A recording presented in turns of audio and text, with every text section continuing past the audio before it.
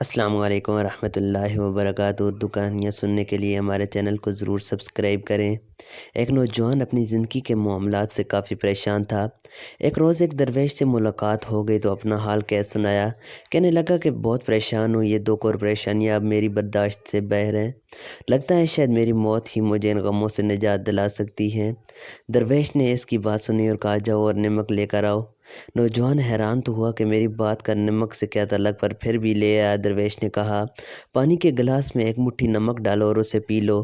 نوجوان نے ایسے ہی کیا تو درویش نے پوچھا، اس کا ذائقہ کیسا لگا؟ نوجوان تھوکتے ہوئے بولا، بہت ہی خراب، ایک دم کھارا۔ درویش مسکراتے ہوئے بولا، اب ایک مٹھی نمک لے کر میرے ساتھ اسی سامنے والی جھیل تک چلو۔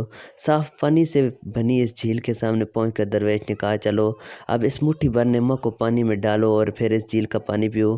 نوجوان پانی پینے لگا تو درویش نے پوچھا، بتاؤ اس کا ذائقہ کیسا ہے؟ کیا ابھی تمہیں یہ کھارا لگ رہا ہے؟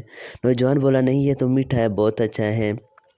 درویش نوجوان کے پاس بیٹھ گیا اور اس کا ہاتھ تھامتے ہوئے بولا، ہمارے دکھ بالکل اسی نمک کی طرح ہیں۔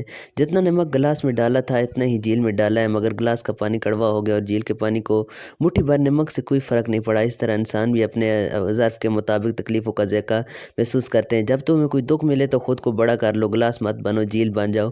اللہ تعالیٰ کسی پر اس کی ہمت سے زیادہ بوجھ نہیں ڈالتا، اس لیے ہمیں ہمیشہ یقین رکھنا چاہیے کہ جتنے دکھ آئیں ہماری برداشت سے